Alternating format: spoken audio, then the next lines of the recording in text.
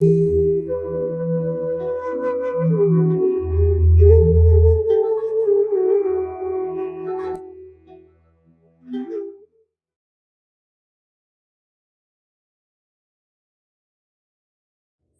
दोस्तों, IIAG ज्योतिष संस्थान में आपका स्वागत है। आज मैं नक्षत्र बोल सॉफ्टवेयर की सीरीज में एक नई वीडियो लेकर आया हूं और इस वीडियो के माध्यम से आप जानेंगे कोई भी दशा किन भावों के परिणाम देगी। बड़ा सिंपल है, बड़ी कंफ्यूजन इस क्षेत्र में बनी हुई है कि किसी व्यक्ति की कोई दशा अगर चल रही है तो वह किन भावों के परिणाम देगी।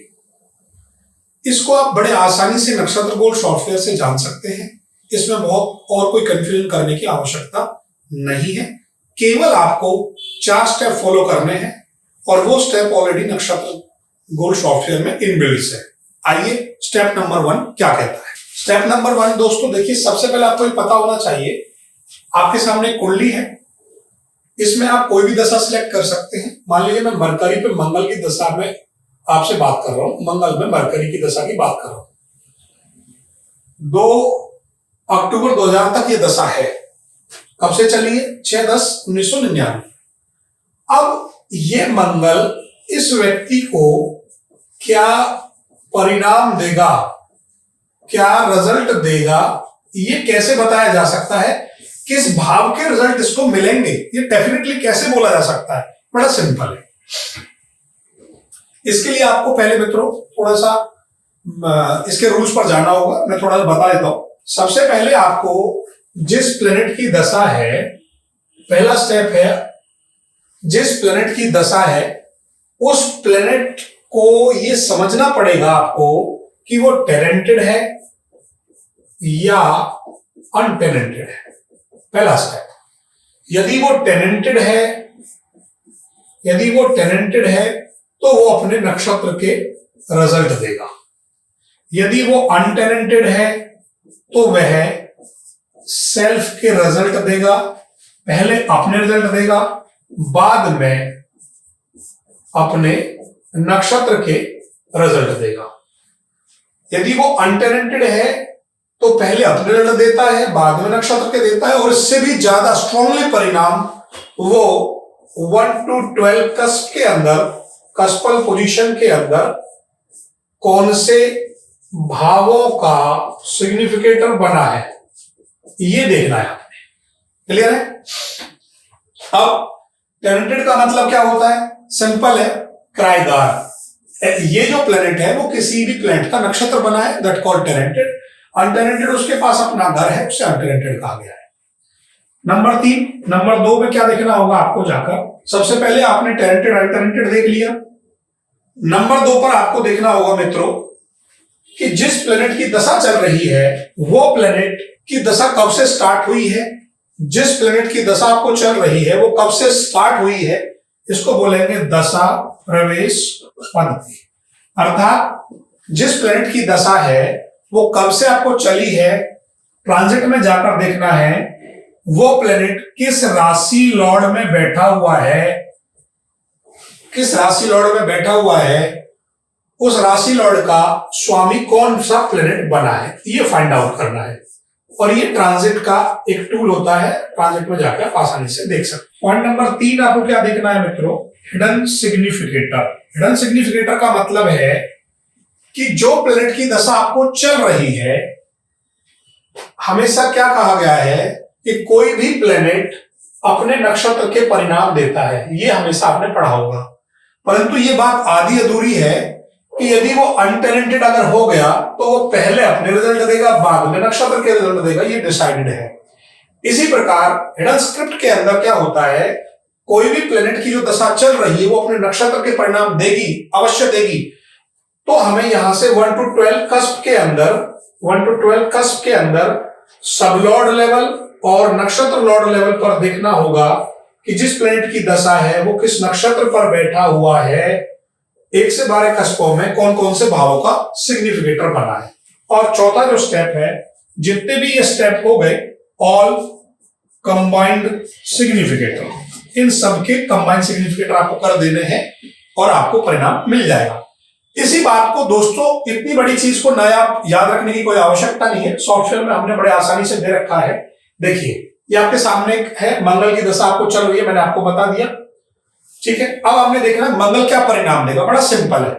सबसे पहले आप जाके देखिए मंगल क्या है हमारा, यहां पर मंगल देखिए, जो प्लेनेट की जो हमारी लाइन है उसमें आपको जाके देखना है। देखिए ये प्लेनेट की हमारी लाइन होगी, जिस भी प्लेनेट के सामने कोई भी सिंबल बना हुआ है, चाहे वो हैज का बने, चाहे स्टार का बने, चाहे एक्स का, चाहे किसी और कोई सिंबल बने, तो वो सारे के सारे जिन भी प्लेनेट के सामने सिंबल बना हुआ है वो सारे के सारे अनटेनेंटेड प्लेनेट हैं। अनटेनेंटेड कौन कौन से हो गए, यहां पर मून हो गया, राहु हो गया और यहां पर मरकरी हो गया। ये तीनों अनटेनेंटेड प्लेनेट हो गए, बाकी जो बच गए वो सारे के सारे टेनेंटेड हो गए। अब मंगल आपका कैसा है, मंगल हो गया टेनेंटेड, अर्थात वो पहले अपने नक्षत्र के रिजल्ट देगा, वो शुक्र के परिणाम देगा। जब भी इस व्यक्ति को मंगल की दशा आएगी तो 4 3 10 अर्थात सीधा सीधा फॉर्मूला बन गया, कहीं ना कहीं चौथे भाव के रिजल्ट सबसे पहले देगा, तीसरे भाव के उसके बाद, देन 10वें भाव के, ये रिजल्ट आपको मिलने वाले हैं। नाउ अभी इसमें और भी मिलेंगे क्योंकि नक्षत्र के आपने दे दिए, अब आपको जोड़ना है उसमें हिडन स्क्रिप्ट। हिडन स्क्रिप्ट क्या कहती है, मैंने सीधा बताया, जो मंगल प्लैनेट की दशा है वो किसके नक्षत्र पर बैठी हुई है, और 1 से 12 कस्पों में वो स्टार लॉर्ड और सब लॉर्ड लेवल पर आप देख लीजिए जाके, आप देखेंगे। देखिए मंगल किसके नक्षत्र पर बैठा हुआ है, शुक्र के पर, और शुक्र यहां पर कहां है, ये आपका स्टार लॉर्ड हो गया, देन ये सब लॉर्ड हो गया आपका, ये स्टार लॉर्ड हो गया, ये सब लॉर्ड हो गया। शुक्र आपका देखिए पहले में हो गया, फिर आपका 5वें में हो गया, फिर आपका 8वें में हो गया, and then sub lord level पर शुक्र मिला मुझे 8वें में है एंड 10वें में। ये देखिए मैंने लगा दिया यहां पर, ये शुक्र हो गया, ये रहा, मैं राउंड कर दिया इनको। अब देखिए पहले में हो गया, चौथे में हो गया, 8वें में, 9वें और 10वें में। आप देख लीजिए मित्रों, जाकर हिडन स्क्रिप्ट पे जाइए, ये देखिए आपके सामने बड़ा क्लियर लिखा दिखा मिलेगा आपको। ये देखिए पहला, 5वां, 8वां, 9वां, 10वां, और टेनेंटेड अनटेनेंटेड मैं आपको बता ही चुका हूं। ये कैसे आता है ये आपको मैंने बता दिया है।